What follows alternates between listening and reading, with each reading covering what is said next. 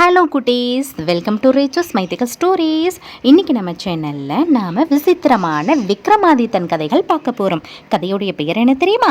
துண்டிக்கப்பட்ட கணவனின் தலையை தம்பிக்கு பொருத்திய பெண்.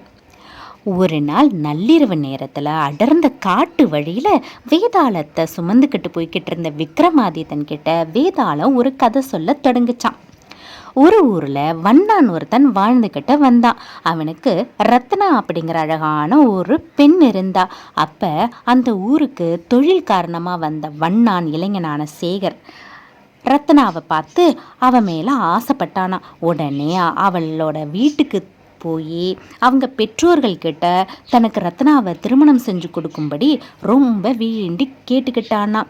இவனோட பிடிவாதத்தை புரிஞ்சுக்கிட்டு ரத்னாவுடைய பெற்றோர்கள் என்ன பண்ணாங்கன்னா ஒரு வழியாக திருமணத்துக்கு சம்மதிச்சிட்டாங்களாம். ரத்னாவுக்கும் சேகருக்கும் திருமணம் செஞ்சு வச்சாங்களாம். திருமணம் முடிஞ்ச கையோட சேகரும் ரத்னாவும் ஒரு புது வாழ்க்கையை அழகாக வாழ தொடங்கினாங்களாம். ரத்னாவுக்கு குணாலன் அப்படிங்கிற ஒரு சகோதரன் இருந்தானா. தவிர்க்க முடியாத சில காரணங்களால் அவனால் ரத்னாவுடைய கல்யாணத்துக்கு வர முடியலையா. அதனால் அவளுடைய கணவனையும் அவளையும் அவங்க வீட்டுக்கு ஒரு நாள் விருந்துக்கு அழைக்கிறதுக்காக வந்திருந்தானா. அவங்க ரெண்டு பேரையும் தன்னுடைய வீட்டுக்கு கையோடு அழைச்சிக்கிட்டு போய்கிட்டு இருந்தானா. அப்போ போகிற வழியில் ஒரு காளி கோயிலை பார்த்தானா குணாலன். அந்த கோயிலுக்கு போய் நான் வழிபட்டுட்டு வர்றேன்னு சொல்லிட்டு ரத்னாவையும் அவளுடைய கணவனான குணாலனையும் இங்கேயே இருக்குமாறு சொல்லிட்டு உள்ளே போனானா. என்ன காரணமோ என்னமோ தெரியல, திடீர்னு ஒரு வாளை எடுத்து காளிக்கு தன்னோட தலையையே காணிக்கையாக வெட்டி தந்துட்டு இறந்து போயிட்டானா அந்த சகோதரன்.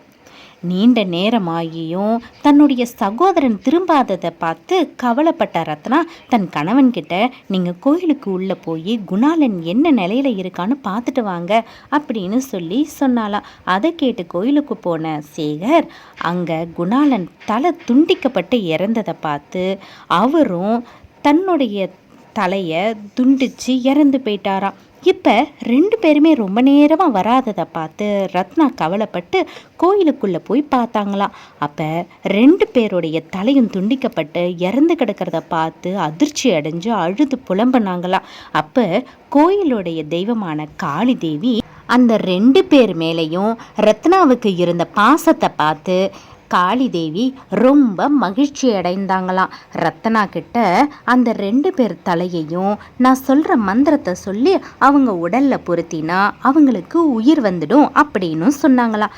ரத்னாவும் அந்த மாதிரியே செஞ்சு ரெண்டு பேருக்குமே உயிர் கொடுத்தாங்களாம். ஆனால் இதில் ஒரு சின்ன சிக்கல் ஏற்பட்டுடுதான்.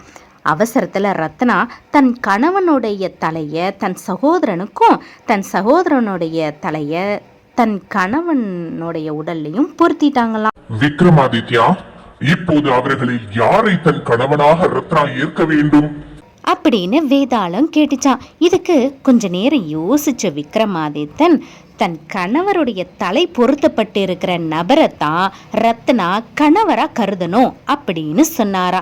ஏன்னா ஒரு உடலுக்கு ஒரு அடையாளத்தை தர்றதே தலை தான். அது உடலில் இல்லாத பட்சத்தில் அது வெறும் முண்டமே அப்படின்னு விக்ரமாதித்தன் பதில் சொன்னாரா. இதை கேட்ட வேதாளம் அவருடைய முதுகிலிருந்து பறந்து போய் முருங்கை மரத்தில் ஏறிக்கிச்சா. என்ன குழந்தைங்களா, உங்களுக்கு கதை பிடிச்சிருக்கா? கதை பிடிச்சிருந்ததுன்னா உங்களுடைய குட்டி குட்டி ஃப்ரெண்ட்ஸுங்களுக்கும் கதையை ஷேர் பண்ணுங்கள், சேனலை சப்ஸ்கிரைப் பண்ணுங்கள். தேங்க்யூ.